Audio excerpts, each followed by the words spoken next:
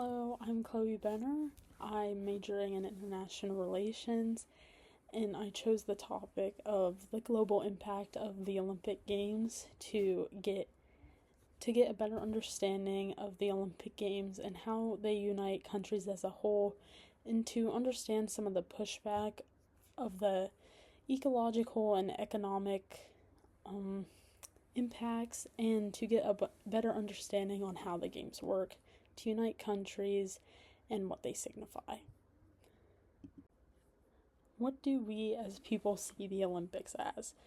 Many people see the Olympics as a playful and fun competitive competition between the countries and continents. Sometimes it is viewed as a time of unity and togetherness, although some countries may not share that. The Olympics are also viewed as a time of showing patriotism toward your country, and the Olympics are viewed as a way to share a country's heritage, whether this be through its history, arts, music, or sports, usually in the opening and closing ceremonies. The Olympic Games are full of history. The first modern-day games taking place in 1896, and the games still occurring present day.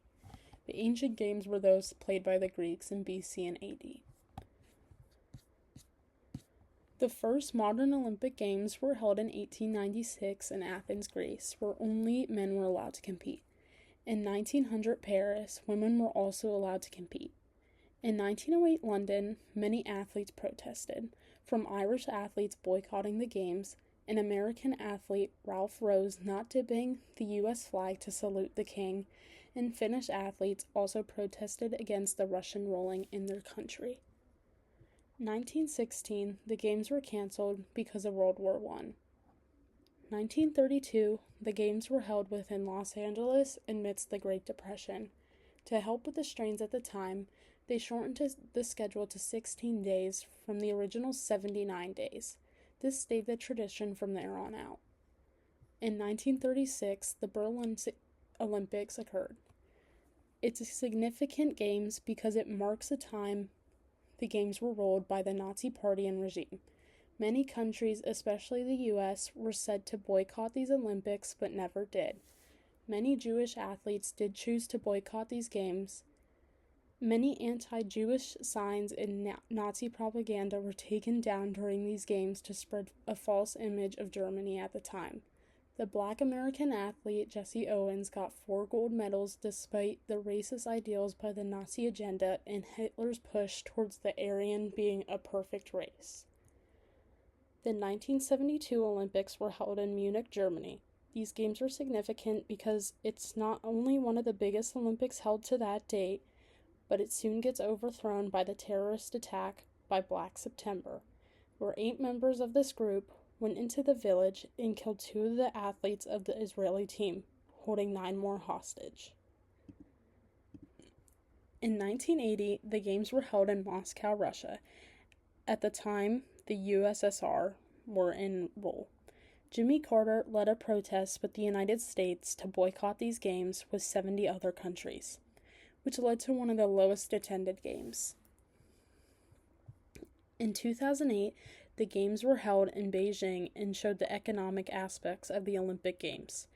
$10 million was spent on the opening ceremony alone. There was more than 15,000 performers, dancers, and special effects. A record of 204 teams competed, and many records were shattered at these games. The Olympics is a great way of showing diplomatic and political relations. Sports diplomacy is a way for countries and citizens within different countries to be able to break down different cultural barriers, share similar interests and passions with those around the world, experience different places in the world, and do this through athletes and international relations as well as sports. This also invites the idea of soft power to be to the table when it comes to the Olympics. It makes countries seem more appealing based on their culture, political ideals, and foreign affairs. This can significantly help in aiding said country with tourism, building alliances, and having a well-rounded country. Also with certain economical aspects and ecological aspects. Some examples of diplomatic and political impacts on the Olympic are the Olympic truce. The Olympic truce is where any country involved in a war or conflict that is invited to the Olympics must cease fire 1 week before the opening ceremony and 1 week after the closing ceremony of the Paralympic Games. This truce helps to aid in guiding and promoting peace throughout the countries. Although countries don't have to inherently follow this truce and it has been broken before, it's something to be aware of as it's there to guide countries into a place of peace, not war or politics. The ping pong diplomacy. In 1971, the U.S. wanted to face China in some regular ping pong matches. Nixon was the president at the time, so he visited China while these ping pong matches occurred. This opened the door for international relations, and visiting China became a norm for the U.S. Sports helped to aid in this peaceful political meetup. Inter-Korean relations. Although highly unstable now, during the 2018 Pyeongchang Olympics, North Korea and South Korea signed the Panmunjom Declaration for a sense of peace and unity between the countries, as well as some negotiations regarding nuclear and military agreements. The two countries marched together under the Korean unification flag, and the women's hockey team had players from both countries. This symbolized hope, peace, and unity between the countries, but has since been highly and majorly cut off between the two once again, with North Korea viewing South Korea as highly threatening. The Olympics is a good example of developmental and economic impacts because of some of the high amount of money spent to host the Olympic Games and the money gained from the Olympics. In 2024, Paris hosted one of the cheapest games, with a proposed budget of $8 billion and coming in around $7.85 billion. These games saw some good things as well, such as environmental impacts like the cleaning of the Seine River, using existing venues from the French Open and the 2016 European Football Championship, and bringing in an 0.07% increase to France's GDP. There was also many ecological and economic successes from these games. An example of people believing the beneficial economic and tourism impacts of the Olympics is the 2014 Sochi Olympics hosted in Russia. Although many believe money was wasted on the stadiums and facilities, other residents believed it was good because of the roads, water systems, and public amenities that wouldn't have been built or provided otherwise. Experts reported that this cost Russian taxpayers an estimated $1 billion for the future. Unless countries are suffering from high unemployment, it's highly unlikely jobs will go to the unemployed. They usually go to those who already are in jobs. This stunts the impact on the economy. Costs for bidding for a seat to host the games have been getting highly debated against in recent years. The IOC has been working to reduce the costs in bidding processes, as we've seen in the Paris Olympics in 2024. The Olympics is rich in many cultural and social impacts. There are many positive cultural and social impacts of hosting the Olympics, as well as being a part of or even watching the Olympics, as it is a good way to show patriotism towards your country, as well as share good and different heritage stories, whether that be the city the games are held in, the diversity held within the teams, the respect brought across countries when recognizing different cultures, or a residual feeling of peace. The Olympic Games have a great way of uniting countries and people together, from the athletes to fans and spectators at home who watch the games. The Olympics have a way of uniting us. Displays of culture and heritage are shown throughout the games, mainly in the opening and closing ceremonies, and these help to create an understanding of a city's and country's true passions and histories. There is a sense of patriotism and love for your country when watching and supporting the athletes from your country. The Olympics and countries around the world have been working to better adapt the games to the city rather than having the city change for the games. Although there are as many positives of hosting the games and being a part of the games, there are still many challenges and criticisms of being and hosting the Olympics.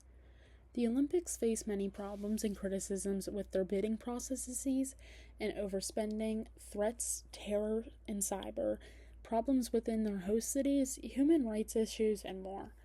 A problem that occurs when hosting the Olympics is that many countries will remove squatters or homeless people from their area and move them to a different place. This occurred in Paris, Vancouver, and London. Doping scandals are some challenges faced as well, as sometimes it has helped countries to win many medals. They will deny the use of doping, which puts pressure on the athletes, fans, and Olympic Committee on what to do in these situations. The Olympics face terror threats as well as many cyber threats. This poses a concern for future games as technology becomes very reliant in the world, especially regarding phishing, sometimes AI powered, scams with ticketing and marketing, and attacks threatening the country. Bribery has been presented numerous times when making bids for the host country. Sometimes countries will use gifts and illicit lobbying to try and get a spot to host the games. This has been seen in Nagano 1998, Sydney 2000, Salt Lake City 2002, and Tokyo 2020.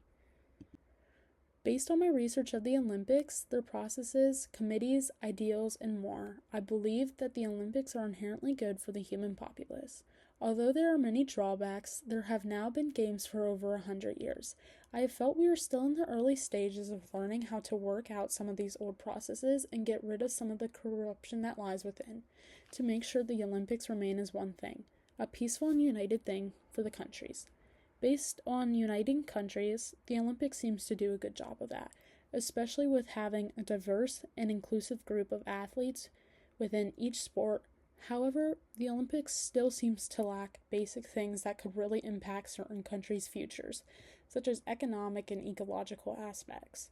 So, for this, as future games are held, I feel there needs to be more reusing of stadiums, more cleanup within the countries, even when games aren't occurring, different ways to help fund the games, more splitting of the games between cities and states, and better policies on bidding to host, whether this would mean making it cheaper or making the process simpler so it wouldn't be corrupted. Overall, the Olympics has been a favorite of mine every winter or summer year it's been on. I feel connected to different cultures and countries, patriotic for my country, supportive of my fellow American athletes, and excited to see all the excitement between different countries united as a whole.